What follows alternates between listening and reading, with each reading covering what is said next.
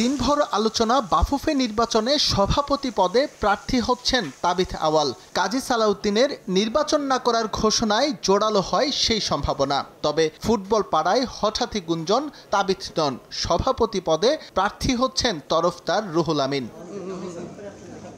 গুঞ্জন বাস্তবতায় রূপ নিতে সময় নেয়নি খুব একটা। বিষয়টা দিনের আলোর মতো স্পষ্ট হয়ে ওঠে তরফদার রুহুল আমিনকে নিয়ে সমন্বয়ক আমিনুল হক সংবাদ সম্মেলন কক্ষে এলে। অনেক কাউন্সিলরের চোখ হঠাৎ কপালে, তবে নাম ঘোষণা করে সব ধোঁয়াশা দূর করে জেলা, বিভাগীয় এবং ক্লাবের সমন্বয়ে গঠিত পরিষদ।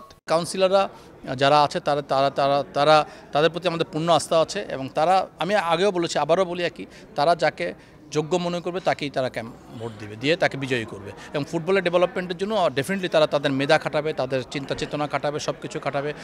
বিভিন্ন চাপের মুখে নতি স্বীকার না করে তারা তাদের যোগ্য কাজটা করবে আর কি।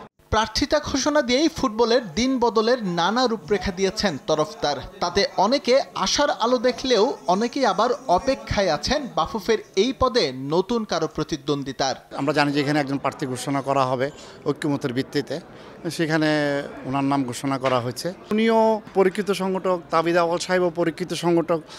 কাউন্সিলররা যাকে বেছে নিবে তাকেই আমরা সেই নির্বাচিত হবে।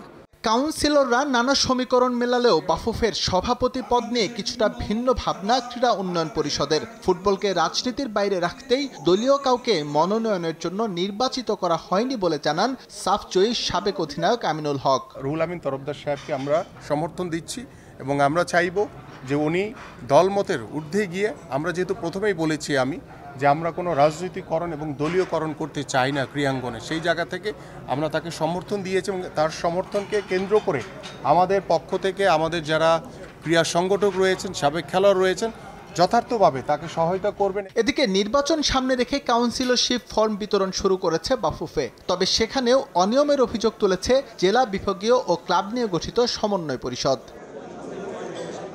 এস এম ইকবাল, সময় সংবাদ, ঢাকা।